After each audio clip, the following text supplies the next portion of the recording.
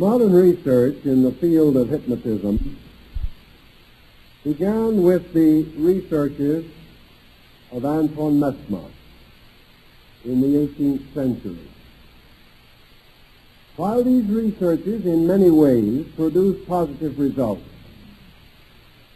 they were open to criticism and suspicion, perhaps at least in part because of the rather flamboyant way in which Mesmer practiced the art and the peculiarly bombastic style in which he wrote on the subject. Even a progressive man, philosopher and scholar, Benjamin Franklin, after examining and attending some of Mesmer's seances, declined to affirm his belief in the validity of the phenomenon. Scientific bodies were particularly unhappy about the whole subject. But it must be admitted that enough doctors and scientists became interested to cause a heavy controversy, which locked the subject for nearly 75 years. It was in the middle of the 19th century that an English physician began to experiment with the theories of Mesmer and applied them cautiously but successfully to a number of cases that came under his personal care. He changed the name from mesmerism to hypnotism, and again brought down the wrath of the gods. In this case, the gods consisted not only of scientific bodies, but of religious groups and public opinion itself. It is quite probable that public opinion was rather heavily influenced by certain clergymen who thundered against hypnotism from their pulpits in the same way that they had also thundered against anesthesia. The popular mind, however, came to regard hypnotic technique as a kind of magic. It involved all of the romantic overtones that have been preserved to us in the story of Svengali. The hypnotist was a satanic person, weird, strange, and actually a sorcerer out of the literature of the Middle Ages. His methods, being poorly understood, were richly misunderstood. And the popular mind came to the conclusion that a visit to a hypnotist was very much like a pact with Satan. In some way, this system of treatment interfered with the normal function of the human soul. It was a dastardly contrivance, giving to the operator tremendous power and control over the life of every innocent trilby that came along. This attitude was not improved by the rise in the 19th century of stage hypnotism, in which the entire field fell into the lap of entertainment. This meant every possible means of exploiting and dramatizing the subject with little regard for its dignity or its basic meaning. Gradually, however, interest in the facts revealed through the techniques of hypnotism increased, and probably developed most rapidly after the rise of our interest in the psychological life of the individual. When we began to study the internal subjective functions of the human mind, it opened the door for the further estimation of the basic problem of hypnosis. First of all, there was much rubbish to be cleared away. Much of this rubbish, of course, had no more sound foundation than public opinion. But there was also a tie with antiquity that proved rather embarrassing to scientific men who do not like to be regarded as the direct descendants of witch doctors. They feel this is somewhat a compromising of their dignity. We know that hypnosis in various forms and under various names was broadly practiced among ancient peoples, particularly among primitive people. It had a place in the therapy of Greece and Rome and Egypt. But in our living experience, we found a close tie with certain Bhutan practices of the West Indies and the mysterious remedies of the American Indian medicine man. Such affinities and affiliations were not particularly intriguing to the American Medical Association. We sort of felt that it should be regarded as having outgrown such old beliefs. In time, however, private practitioners stepped into the field. They began to contemplate the matter much as Paracelsus had done, with a new dedication, namely a dedication to the need of the sick. That this should come before all prejudice, and we should decline or reject nothing which could be actually useful. Because of the prevailing popular prejudice, one of the earliest types of investigation in the modern field of hypnotism was to determine whether there was any truth in the idea that some mysterious fluid, essence, energy, substance, passed from the hypnotist to the subject. Was there some strange bond set up by means of which the completeness of personal integration was injured? Did the hypnotist, so to say, put some part of himself into his subject where it remained to affect freedom of thought or freedom of action or independent psychological existence?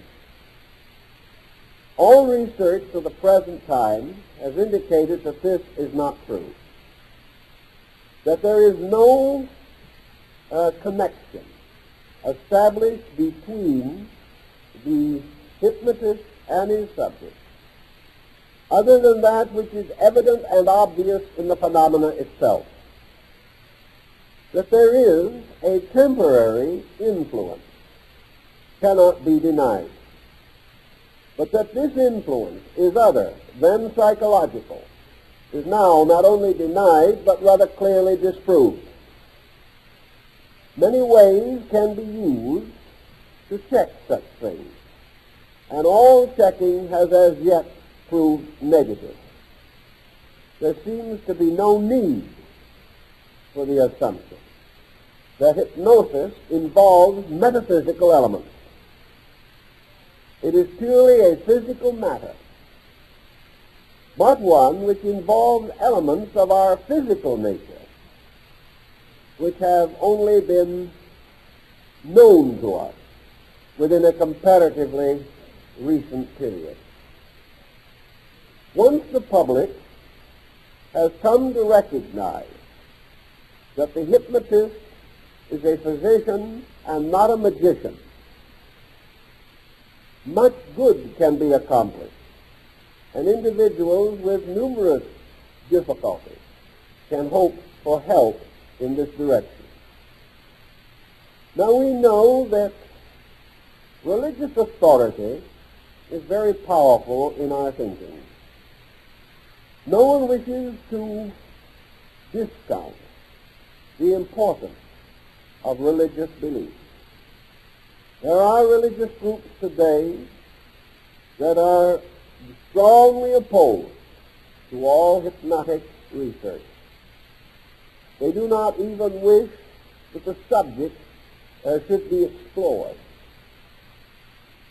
Certainly their members, if they wish to be in good standing, must follow the leadership of the faith to which they belong. But as no faith or no sect dominates public opinion in this country, according to the definite provision of the First Amendment to the Constitution and the first section of the Bill of Rights, those of other beliefs, not holding this antagonism towards hypnosis, have a perfect right also to explore their own convictions and make such discoveries as they feel may be of common benefit. As in the case of anesthesia, the benefits are now becoming so obvious that old opinions are being forced to change. And in most instances, such changes increase public comfort and safety. Hypnosis as a field began in a comparatively simple area, namely the possibility of communicating certain attitudes, certain instructions, certain suggestions from one person to another in a manner more favorable than homely advice or old-fashioned admonition. As the time passed, however, it became evident that the whole concept of hypnosis rested upon a pattern of universal laws. That these laws not only invited one use, but opened a broad field of research, a field capable of making a variety of contributions at different times and under different circumstances. Thus, the concept, the basic hypothesis underlying the fact of hypnosis gives us many inducements to explore neglected areas of mental phenomena. There is even a suggestion, a hope, that out of the byproducts of hypnotic research there may come an entirely new concept of therapy, a concept which will not involve hypnosis as we know it today, or at least only in small parts, but which will drive home to us one of the most important truths in the entire world of therapy, namely the possibility that man can become his own physician, that the individual possesses means for restoring health on many levels by the use of energies resting within himself rather than by the use of comparatively violent medication and drugs. So if hypnosis leads us into a field of drugless therapy, we may do the body a great favor. For under our present system, we must first use the drug to get over the malady, and then we must use every resource of the body and mind to get over the drug. Consequently, we fight death with a kind of death, and we are not always sure which kind is going to win. In this case also, we come to certain truths or principles which we must explore. And as is so often the case in all fields, and this is not unique to our present subject, the primary facts, the essential principles, are as yet elusive. We have only secondary facts. We have only observed or recorded knowledge. But the very core of the subject, the very nature of the hypnotic influence itself, though approximated, cannot be fully defined. We know that the principal problem is to discover, if possible, how the human system reacts to suggestion and to what degree it can react, and in what department of structure or function the effect of hypnosis can be seen or noticed. What is the hypnotic state as we understand it today? Some have said that it is an artificial somnambulism, that the individual can be put to sleep in many ways, by a narcotic, by an hypnotic drug, by hypnotic suggestion, and by just plain boredom. Up to the present time, however, we have not been able to standardize the therapy of boredom. But we have been able to observe that certain drugs will produce forms of hypnosis. This is one of the points that reminds us that it is not the result of the mental attitude of an individual. We also realize that somnambulism is a form of sleep and is usually an artificially induced trance-like sleep condition.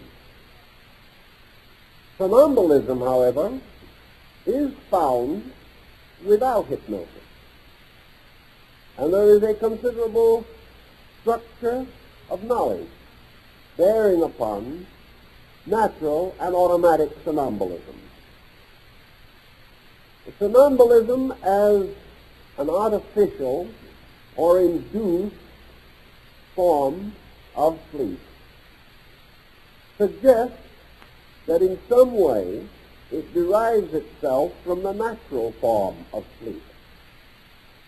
The principal factors in sleep, as we know them today, are fatigue and the rapid increase of toxin in the body due to the breakdown of structure under activity. The individual goes to sleep for several reasons, one of which is that he is tired. Hypnosis originally worked upon the hypothesis that the operator induced an artificial fatigue. And it was found that this fatigue could be most easily and quickly induced by fatiguing the optical structure. The individual under eye strain fatigued rapidly.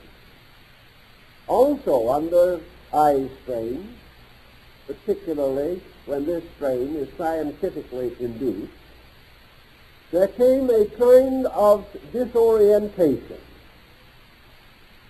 which increased fatigue and caused the person to seek escape in sleep exhaustion. The second possibility that has been brought to our attention is that hypnosis is closely associated with the phenomenon of hysteria. We know that hysteria, as it is studied psychologically, has very little in common with what we call an hysterical outburst. In the 19th century, it was proper, in fact practically required, that ladies become hysterical under all critical situations. Since that time, however, better solutions have been discovered both for and by the ladies. Hysteria is actually almost a paralyzing experience. It causes the individual frequently to lose consciousness. Under some kind of excitement, pain, fear, particularly psychic fear and psychic pain.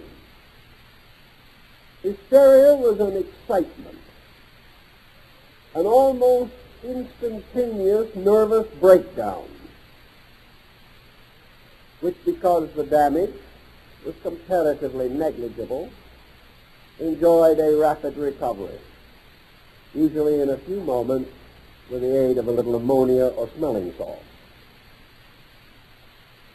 It is conceivable that fear, as we knew it in the 19th century, particularly fear of the unknown, which involves the hypnotic concept, cause individuals to become disoriented in the presence of hypnosis, and therefore subject to a kind of hysteria or a blacking out of their normal conscious function.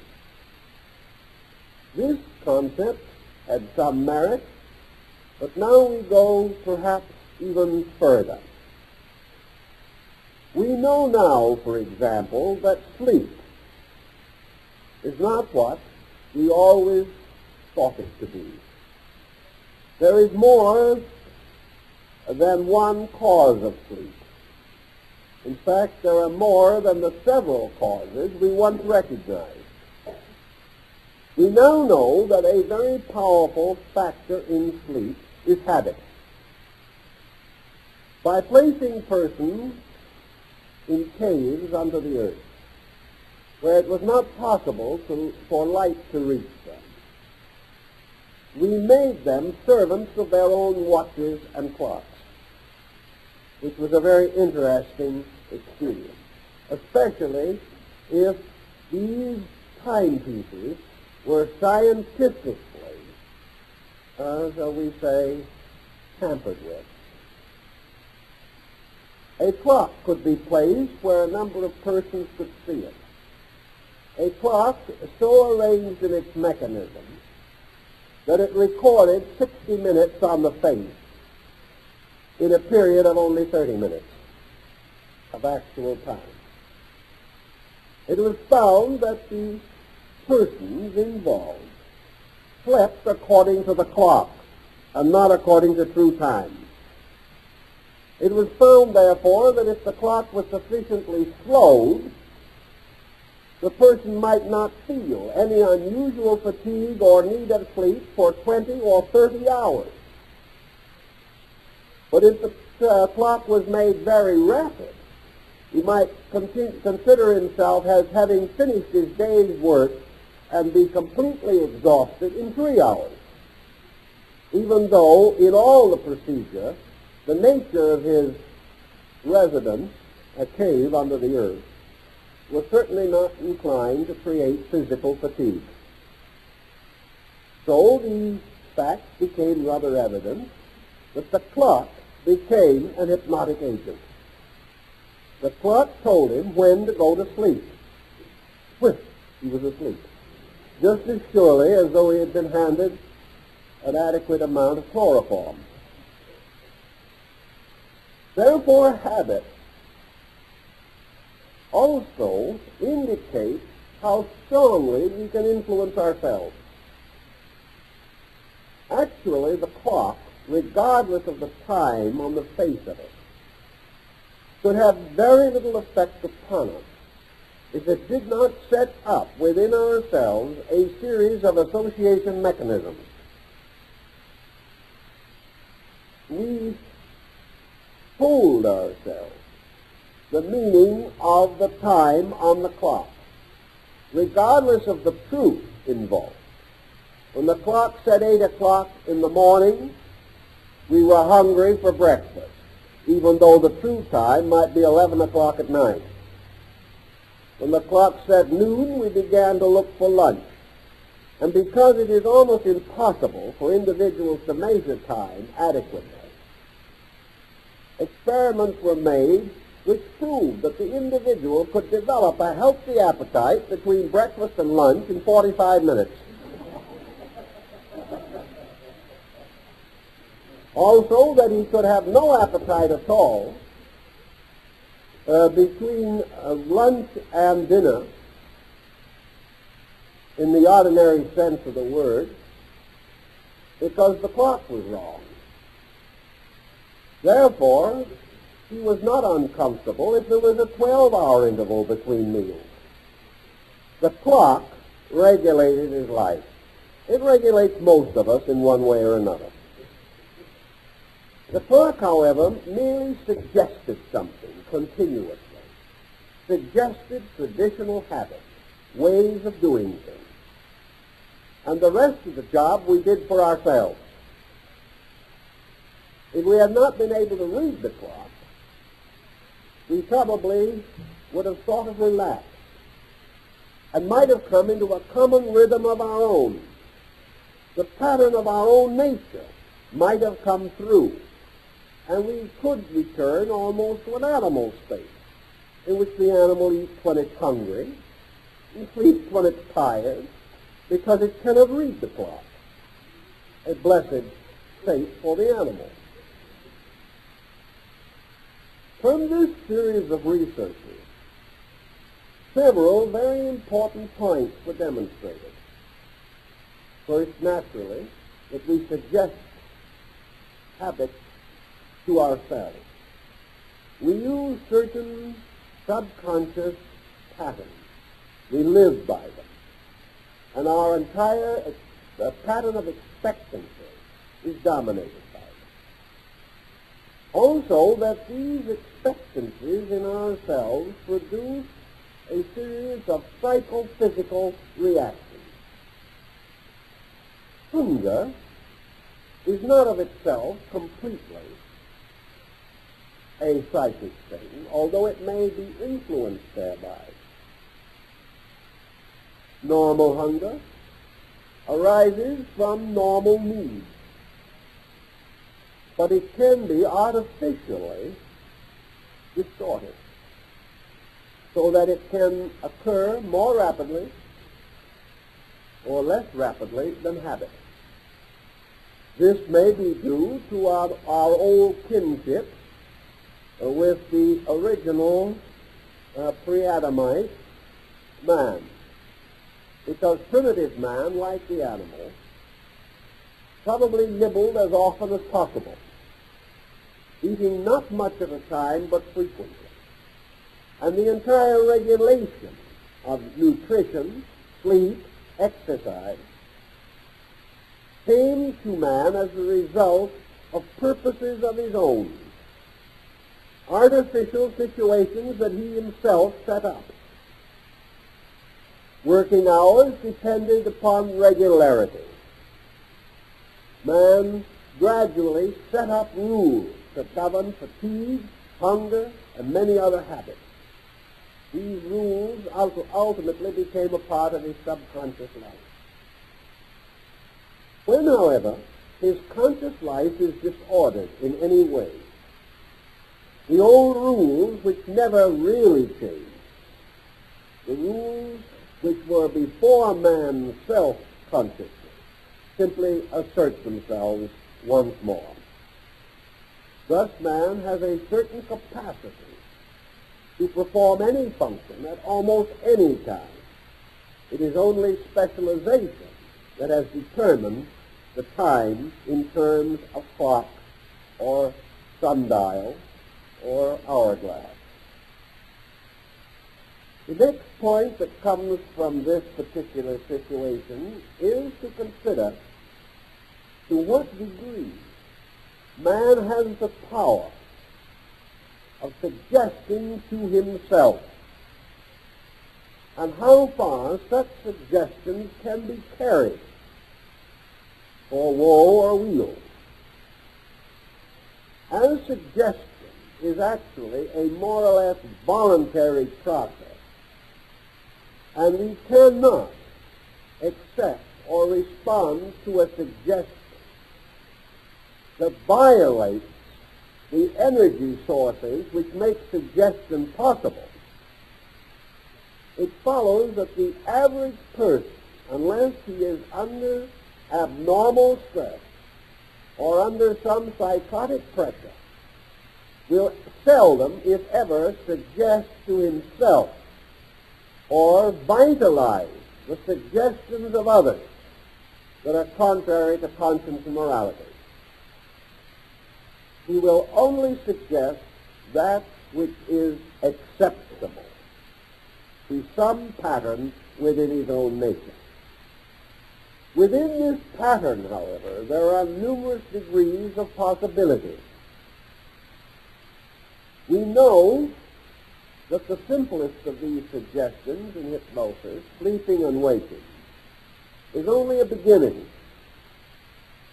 The suggestion has already been demonstrated to have a number of possible applications and specializations. We know, for example, that the individual, by suggestion, can block pain reflexes, that he is therefore able, at will, to remove sensation from areas of the body. Now this blocking becomes a very interesting thing, because it was originally assumed that this blockage originated in an area of the brain, that hypnosis produced a certain disassociation within brain areas, much as they become disassociated in natural sleep. This theory, however, must depend for its validity upon the concept that the brain is a highly complicated instrument composed of so many key areas that various small locational parts can be anesthetized without interfering with the major body of the structure. Now, for example, we do not have to anesthetize along a nerve, which would be the common concept. The belief, for example, that as we may put Novocaine into some branch of the trifacial nerve, thereby blocking one side of the face, we bring our automatic or hypnotic tension into some area of the brain and block, perhaps, the nerve reflex in the arm, or cause it to deaden, or lose sense of feeling. Or we may block a large area, as in the case of the use of hypnosis in obstetrics. But here is the thing that makes it all very peculiar. We can block the last joint of one finger. We can leave the other joint wide awake, the whole hand wide awake, and the whole arm wide awake. To achieve this peculiar result, and there are many ways in which we can prove this, it will probably be necessary for us to reform some of our notions as to the mechanics of the hypnotic process. In optics, for example, we can block a form, a pattern, or a color. We can take a large room with 100 persons in it, and under hypnotic suggestion, we can block the subject's ability to see one of those persons, but continue to see the other 99. The one person that he cannot see can wander all about the room, standing in front of the other 99, one at a time and in any accidental order. The subject will continue to see the person behind the one he cannot see, but will not be able to see the person that is blocked out. The room is not blocked. The power to see is not blocked. The power to remember fully and completely every occurrence in the room is not blocked. There is no damage to memory, consciousness, awareness, or general vision. There is simply one person distinguished as a person who simply remains invisible.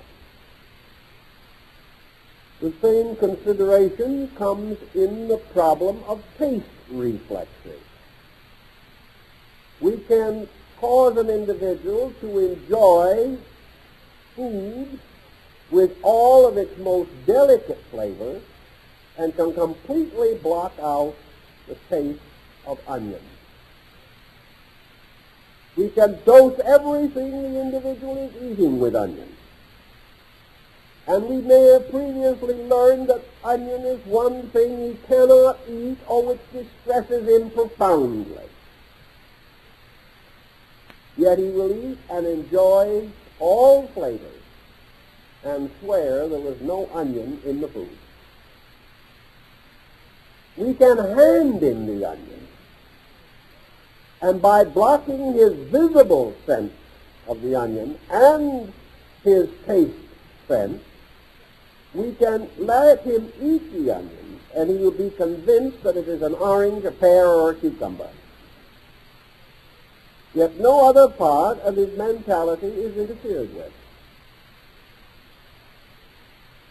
On a still more interesting psychological level, we can also cause him to project from himself as visible phenomena conditions which have no existence. To return to this 100 rooms, this 100 persons in a room. A person can be caused to be visualized in that room who is not there, can be seen as clearly and easily as any person who is there. The subject who has visualized this person, who does not exist, can go up to him and shake hands with him, with no sense that the handshake is not with another person as solid as himself.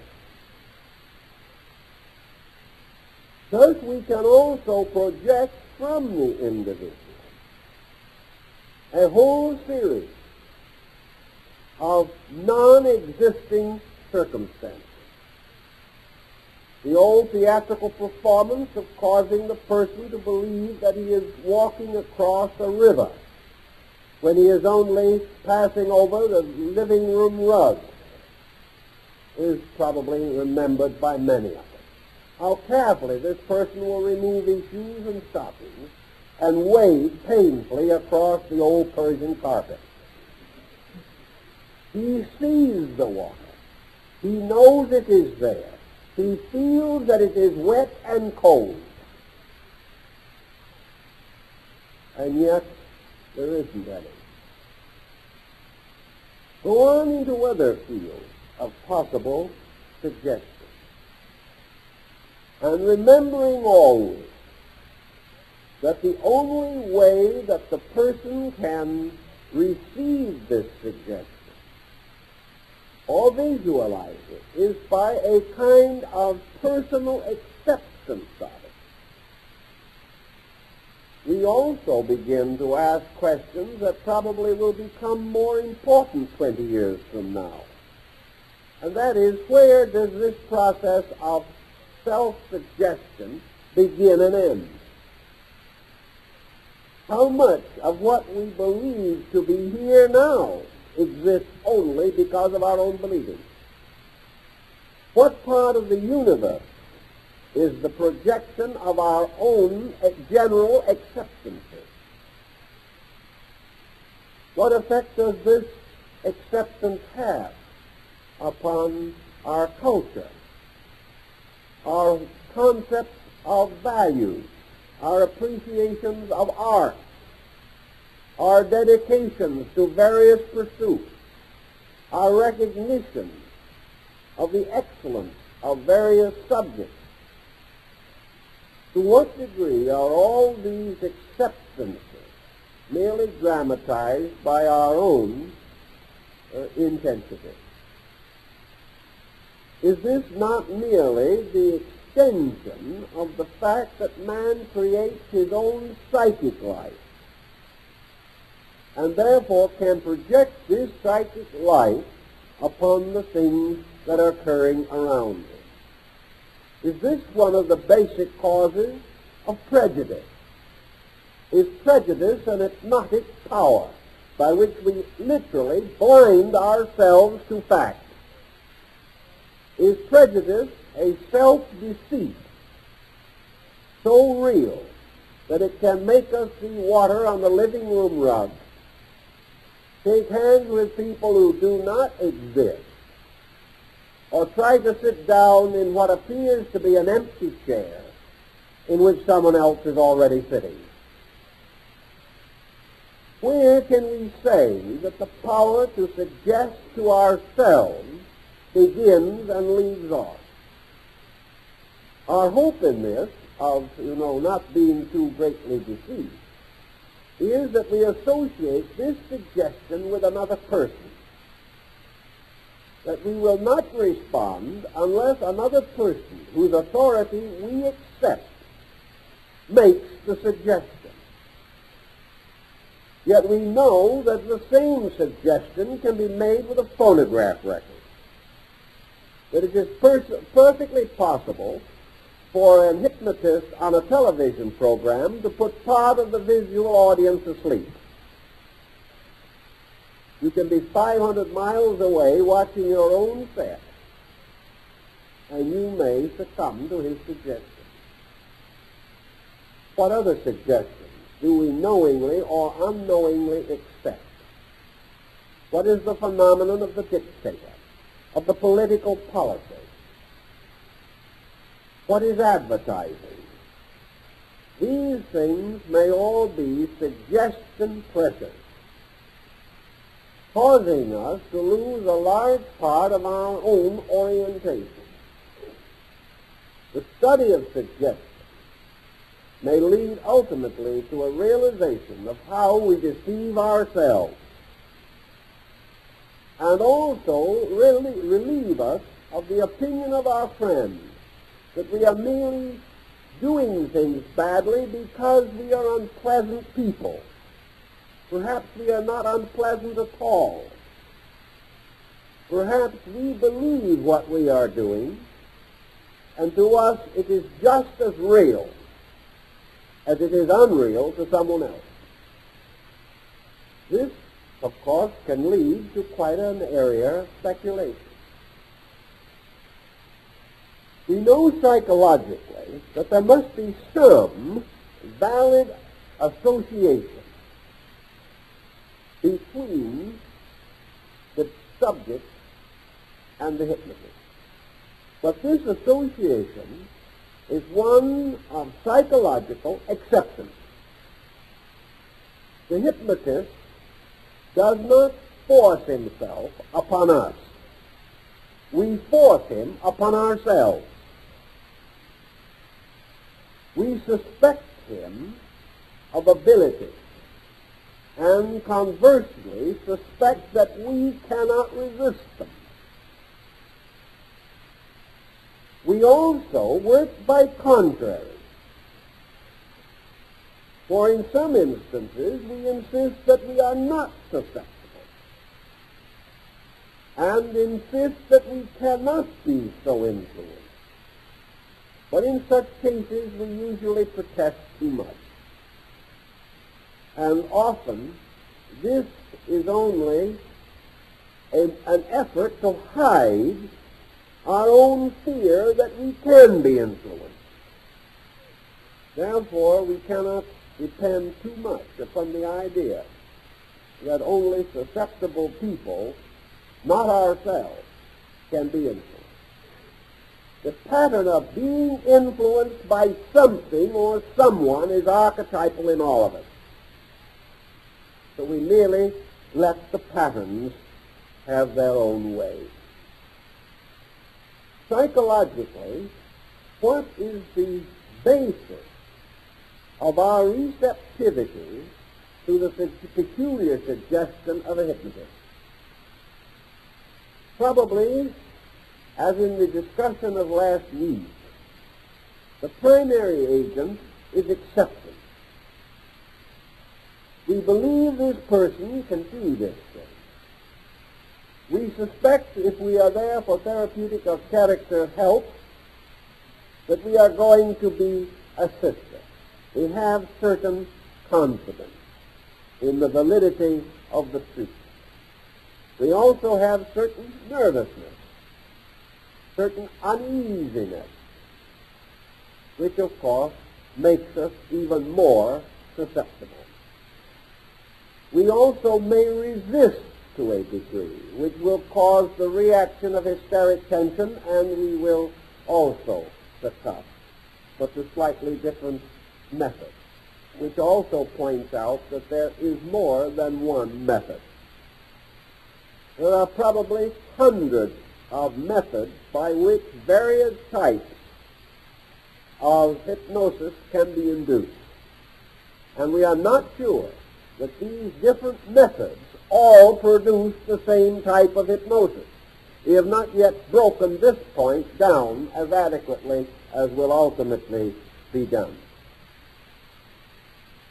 If we do not resist suggestion, if we accept it, the thought has been advanced that the hypnotist begins to become a symbol of certain psychic integrations in ourselves. For instance, the hypnotist can become the parental image. He can become the symbol of any and all dominance which we have experienced during life. As the small child places great confidence in the parental wisdom until he is undeceived, the adult always wishes or desires to come under strong leadership in which he has faith and confidence. Once a rapport is established, it is quite possible that the hypnotist takes the place of the parent image. And just as surely as the parent image in man can hypnotize him continuously, so now we have a transference of the parent image from the subjective to the objective. We have the person, the operator, as parent. And we find ourselves again as child, submitting to authority. This line of thinking may ultimately lead in a number of profitable directions, because it is a key or a clue, perhaps, to the entire nature of the parent image in man. How this image can be conditioned, directed, and to a measure, if necessary, neutralized by the introduction of suggestion. Most persons today are carrying heavy psychological loads. They are in conflict inside of themselves. We now attempt to help these persons by giving them certain psychological ventilation. We try to bring them out of themselves. We try by various means to bring their problems to their own attention. Yet even with the best of intentions, we can get into trouble. We can release more in a patient than he can handle. Or we can release elements which are not relevant to an immediate situation and may even work against it. When trying to help a person to escape from domination, we may bring him into too aggressive a state of aggression. He may have listened to everyone, but under a revulsion may in turn listen to no one. This is not a desirable situation. It is merely tossing the center of consciousness from one extreme to another. Hypnosis, however, by enabling us to explore more deeply, and by enabling us to do this without the conscious interference of the patient, can often assist us to truly evaluate.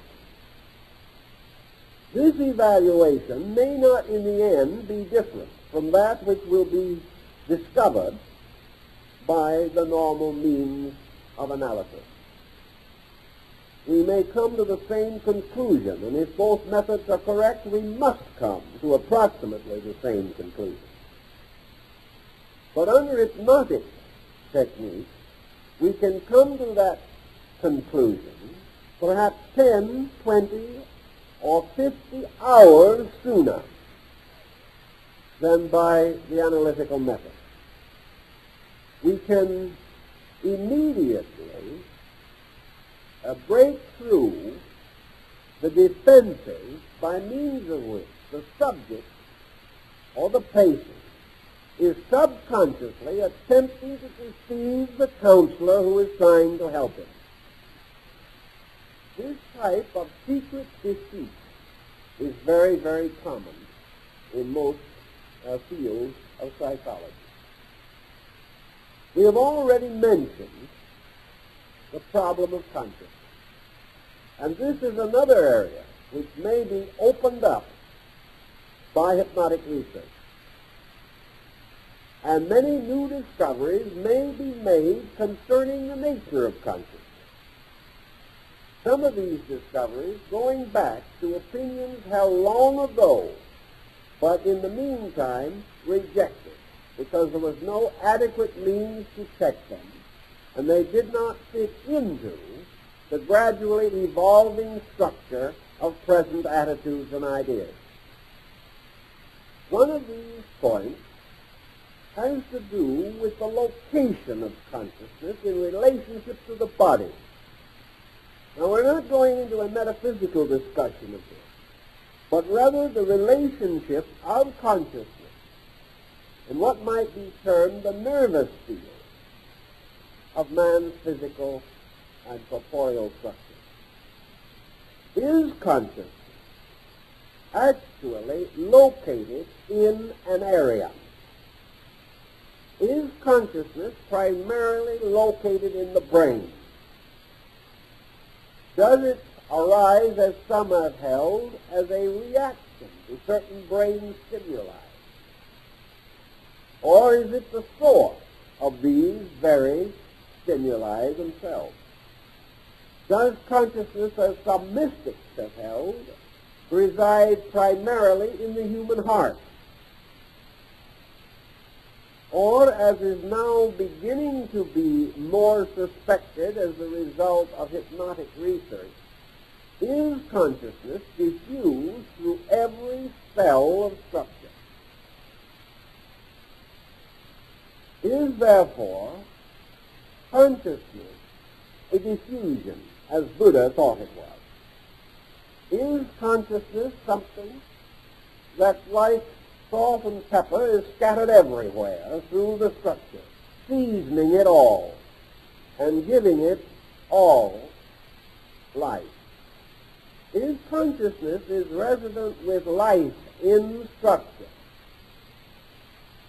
then what we call objective consciousness is some aggregate of conscious factors, a plexus or ganglia of nervous or conscious elements brought together to create an area of intensivity more coordinated. And thus this intensified area then in turn reacts upon the less intensified area to serve as a control mechanism. In other words, do we gather up areas of consciousness and make them directed over non-organized areas? If such is the case, how do we do it? Is this consciousness actually under the control of the mind? Is it free of the mind? Or is the mind itself merely an expression of it? We used to think that it was under the control of the mind. This we are beginning to doubt. We used to think that it originated in the mind and was identical with it. This also we are beginning to doubt. And our present tendency is to suspect that consciousness includes the mind, and that the mind is a kind of focal point set up for the distribution of consciousness through structures having organized mental neural structure or nature. This brings then the possibility that mind is a kind of director of consciousness on the objective side of life. That by means of mind, consciousness is distributed through the mental, emotional, physical structure. This would be more or less harmonious with the present findings in hypnosis. For hypnosis now appears to indicate that the mind governs the distribution of consciousness or energy or the life element itself, and that this mental directive can have a series of very important consequences. We know that it can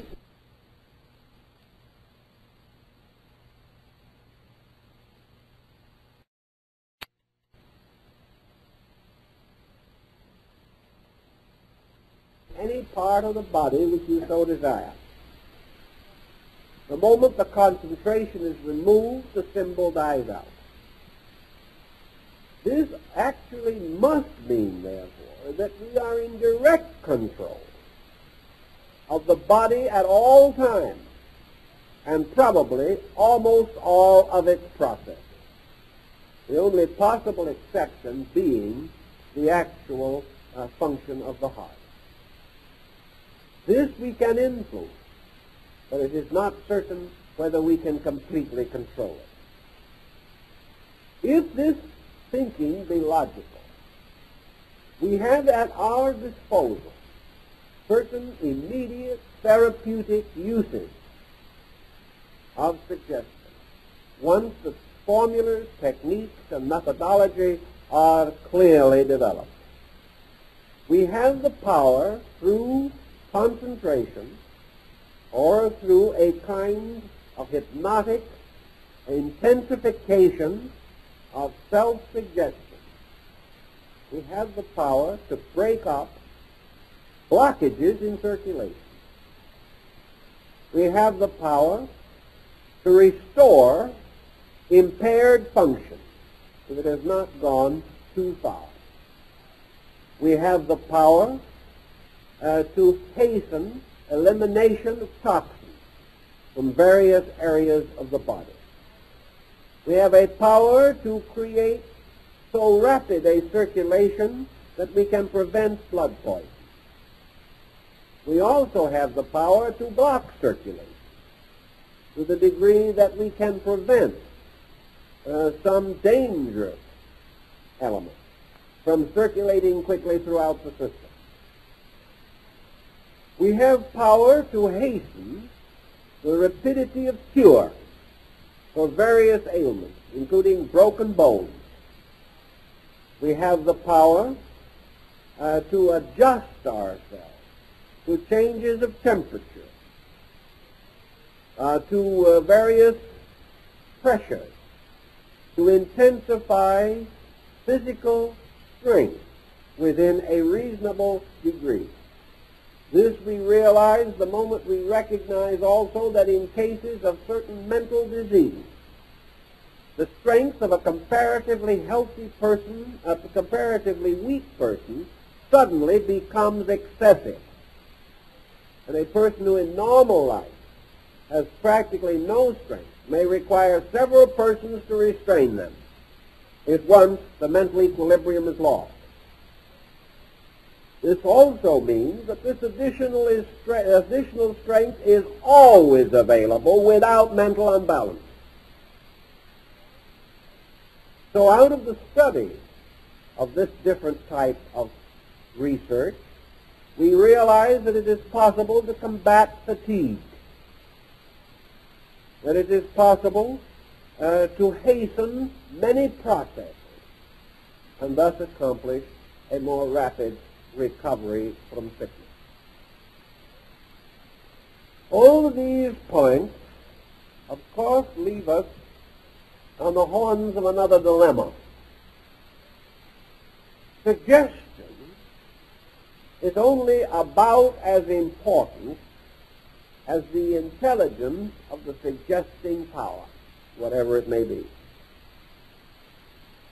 If the operator, in the case of hypnosis, makes a wrong suggestion which is still not contrary to some innate reservation on the part of the subject, the result may not be good.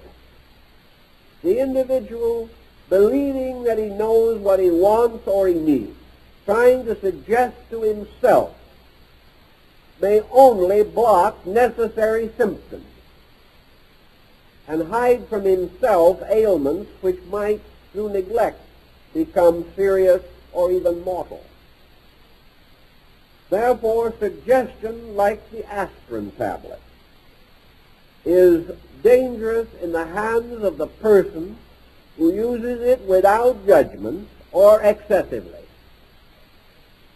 Things that help wisely used hinder if unwisely used.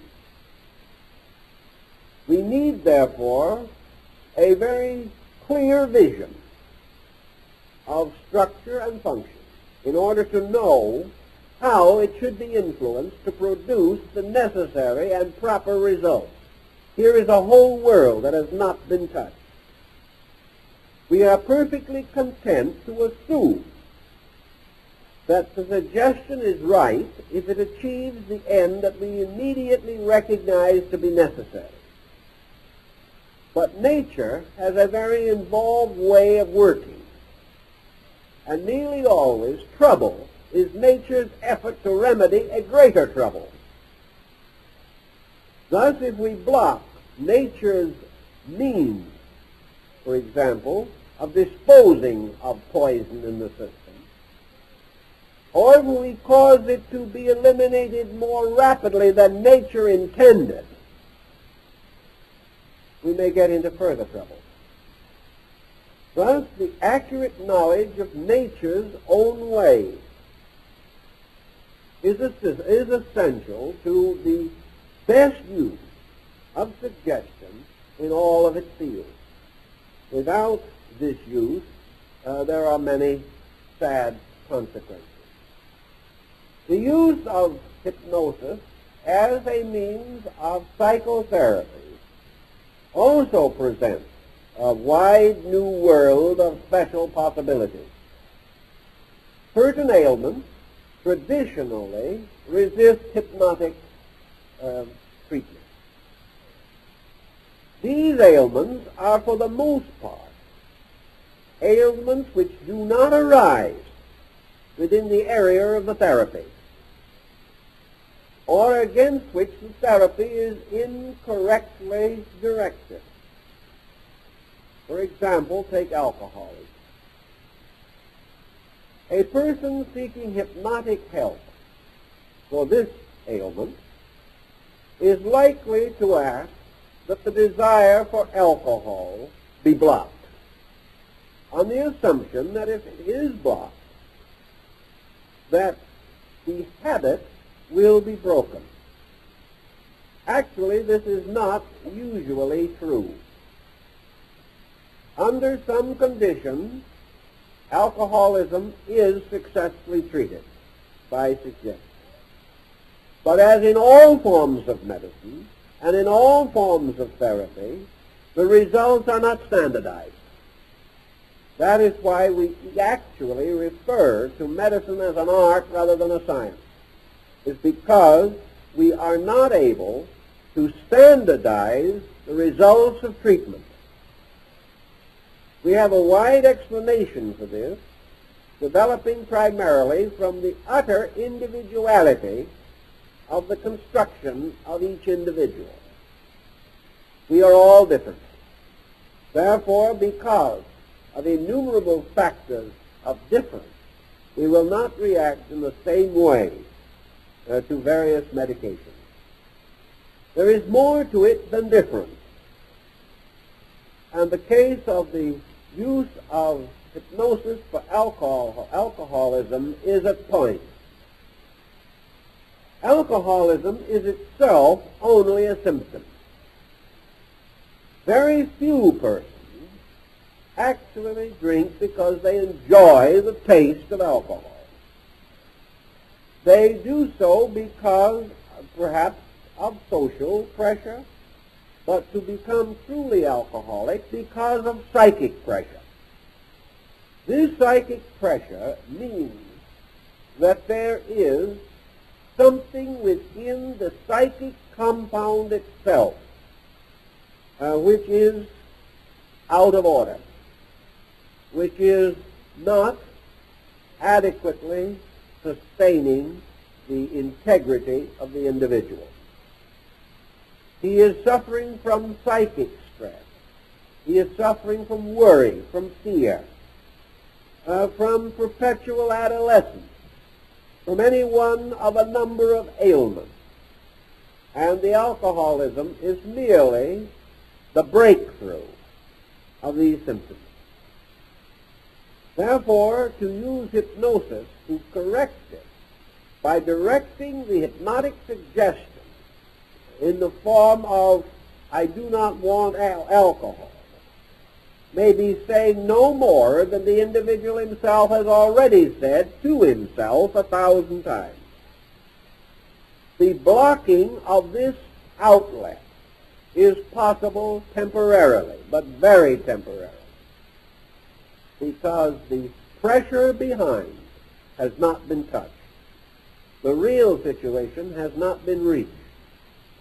Hypnosis, then, as merely a sedation of some kind, as merely a temporary liberation from a group of symptoms, supplies only a very small part of its contribution.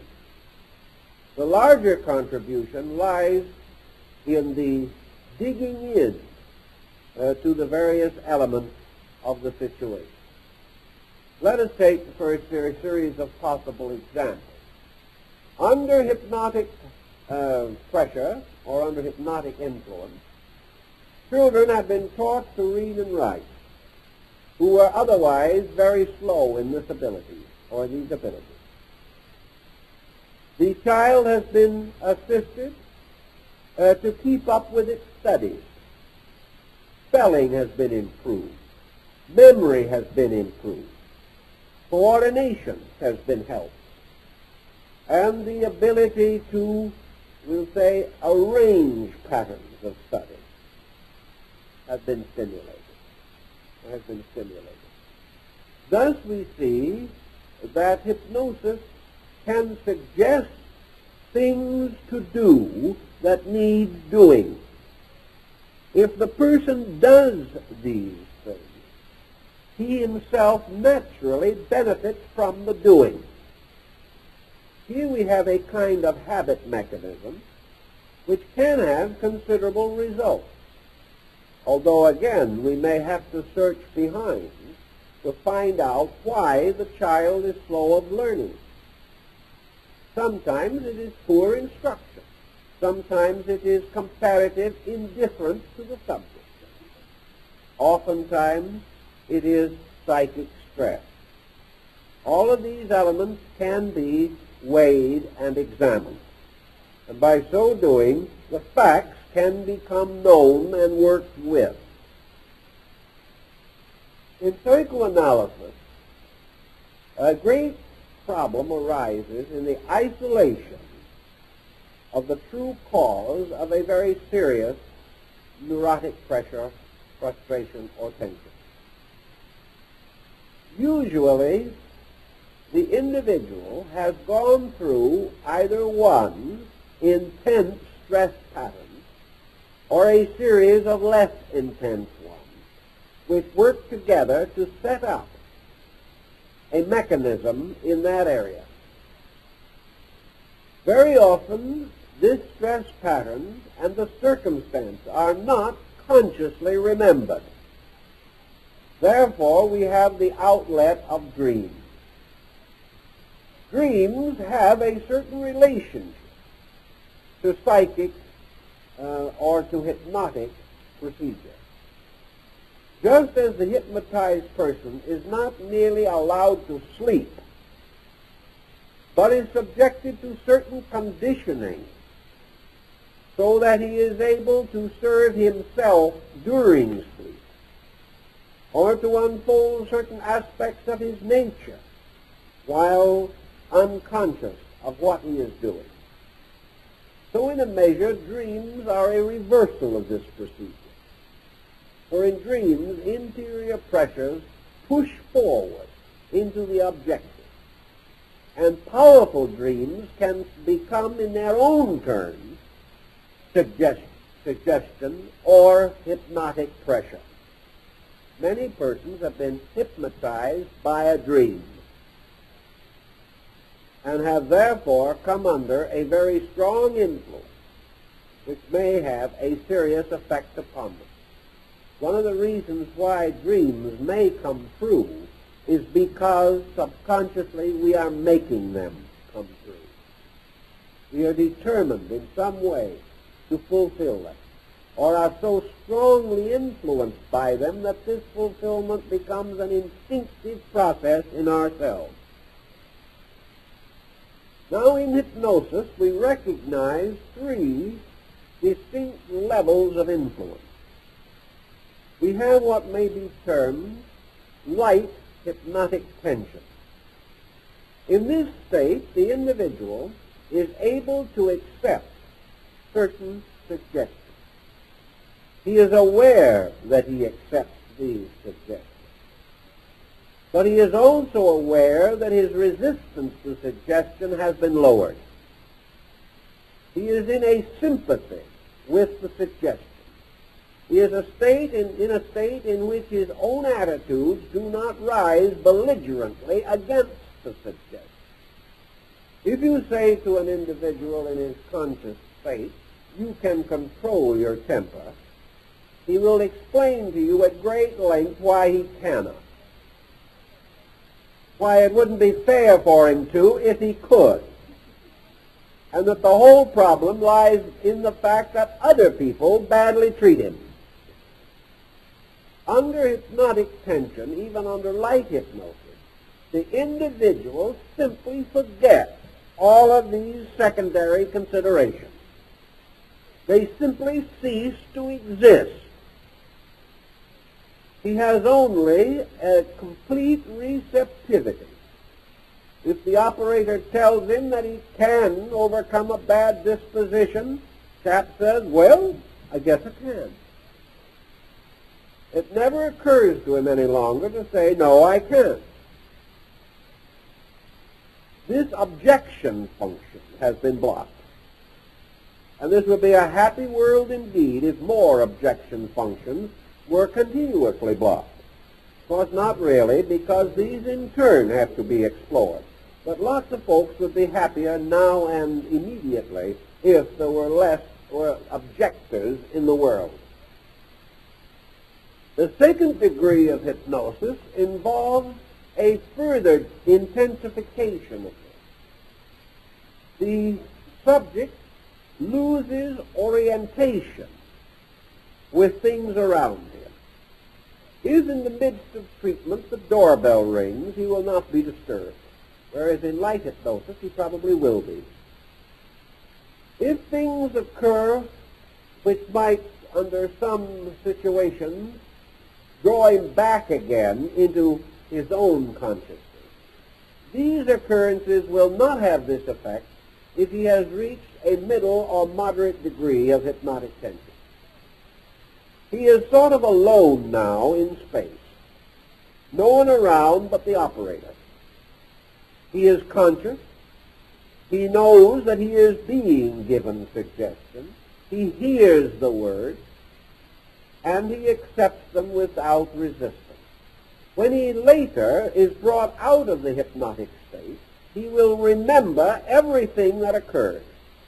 He will remember the words just as he would remember them in the lightest or first degree of hypnosis.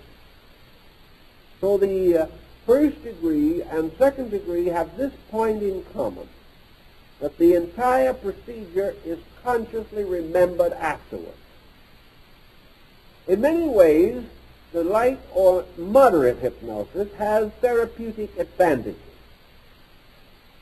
It helps the person to have confidence in the operator. The person knows how he is being suggested. He knows what is happening. No suggestion can be slipped over on him. He is not afraid that he will be told to do something which will be contrary to some basic principle or conviction or belief that he has. On the other hand, because he is still self-conscious, the degree of penetration of suggestion is not as great as it is in the third degree, or, for practical purposes, the deep hypnotic trance. In this condition, the patient is no longer consciously aware of himself, nor of the operator, nor of any circumstance occurring around him. Yet in this condition, he may and often does develop an independent awareness, which may again be somewhat likened to sleep awareness.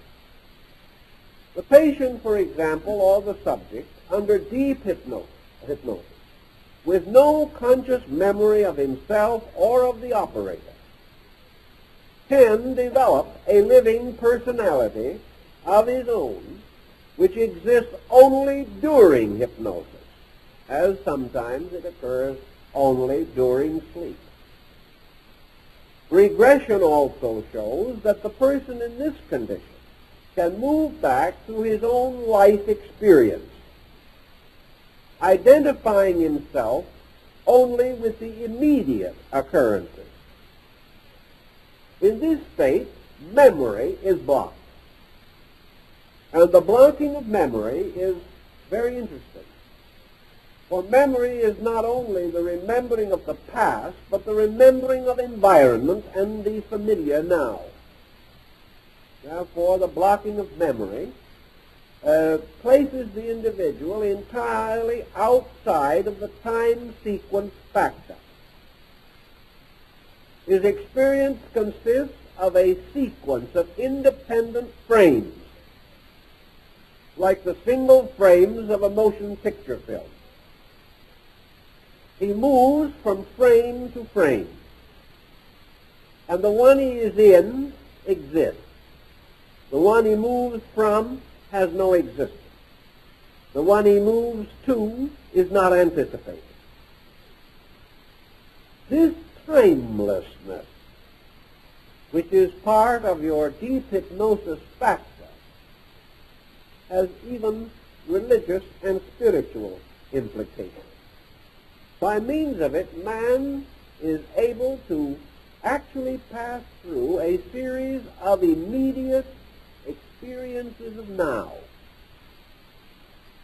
But the being which experiences this now does not record the experience.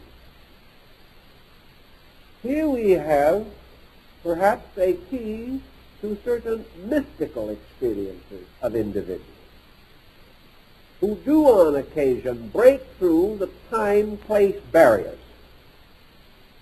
and come into immediate contact with eternal situations.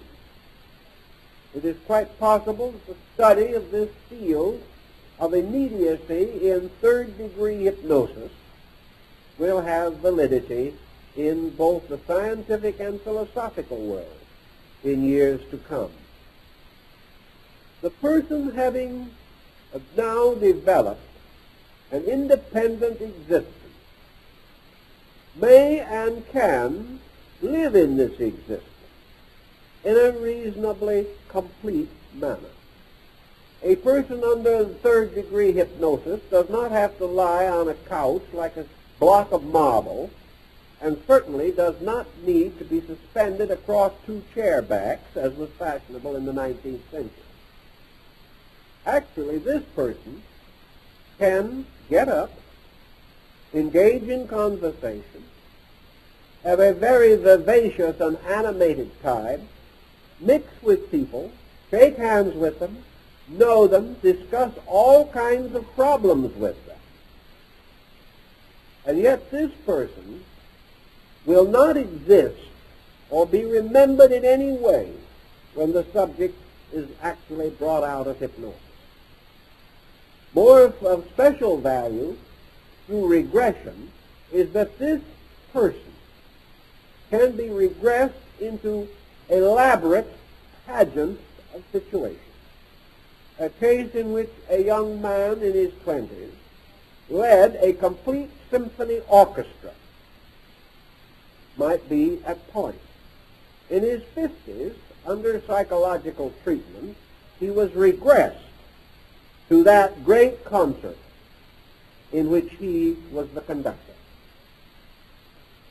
For several hours, in fact the full length of the concert, he stood upon an imaginary podium, waved a non-existing baton, and conducted an orchestra, even going so far as to hum with the music, which is an old conductor's trick. He heard this music exactly. He knew exactly the bar that was being played at any time. He also realized about halfway through the concert that the first violinist was a little flat. This caused him no end of anguish. He received the applause of a vast, non-existing audience with proper dignity, humility, and exaltation. He lived the whole thing. He was in every way completely re-experienced something long ago. Every sensibility had this awareness.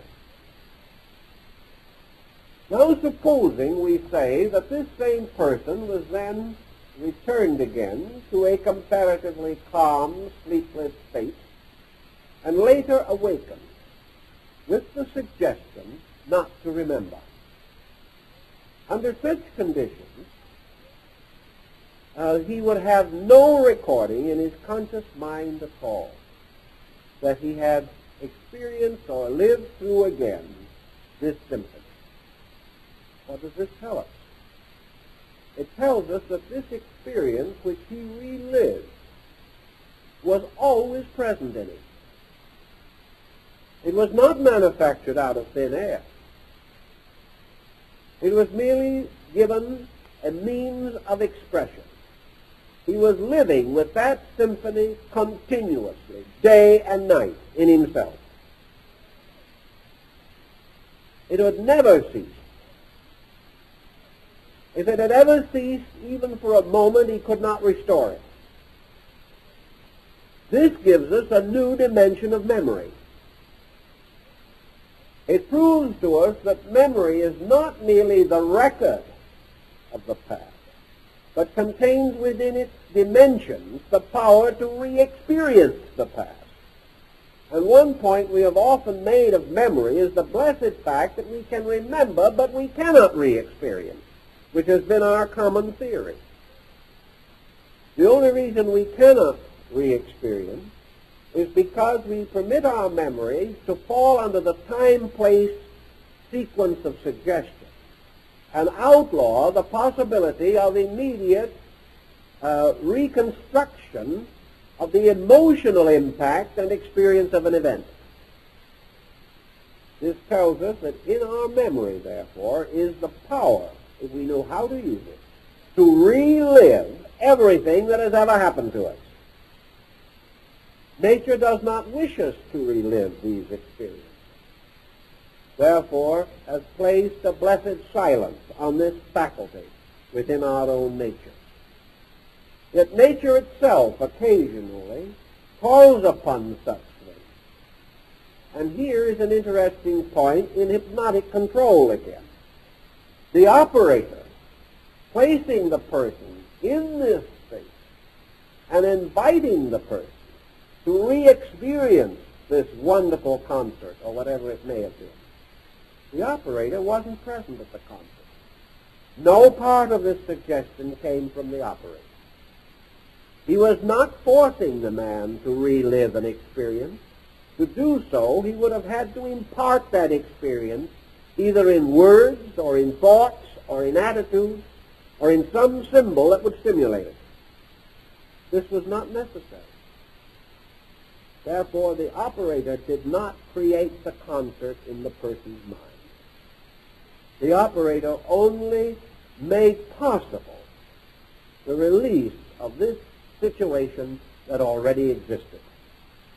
There is one further evidence that it is not right or fair to say that the operator forces experiences upon the individual. He frequently permits the individual to experience circumstances of which the operator has no knowledge at all. The same is true in your regression technique.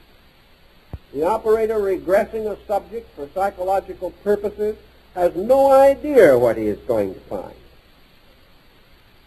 Therefore, he cannot suggest it.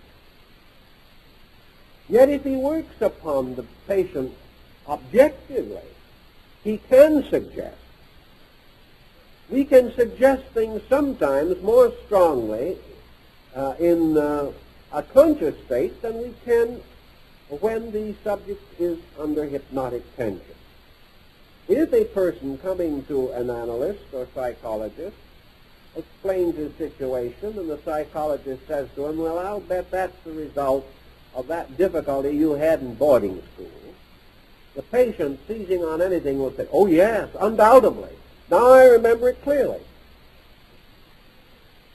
He is immediately fulfilling the analyst's desire. He is also leading himself into a suggestion that it has been planted, therefore can very well be wrong. But if the analyst, regressing that person to that experience in boarding school, carries the person through it, causing him to relive it, he may find that nothing of real importance actually occurred at all. Everyone was wrong. It would come out finally in analysis, but finally maybe quite a long time from now. Therefore, the analyst or the hypnotic analyst goes further. He moves the individual back and forth over time spans. There may be a dozen possible or probable critical situations that have been brought out by ordinary discussion.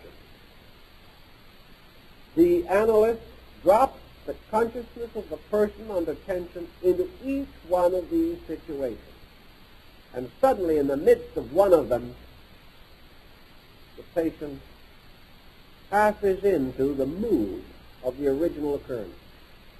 He suffers, he screams, he groans, he is hurt, he is offended. The bottom has dropped out of his world. May have been some little thing that the analyst would never normally have looked for. It was that day his parents took the rabbit away from him. It was that day when some illusion, some dream was destroyed. And there we begin to get down to the basis of the matter. Also, we have no way of measuring under normal conditions the nature and detail of this reaction except through the long, confused, consequential meanderings of this reaction through circumstances.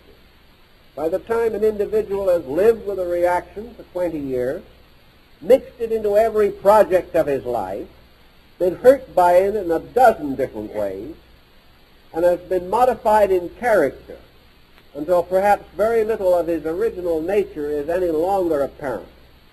This person has trouble in trying to clearly isolate the real facts about his own problem.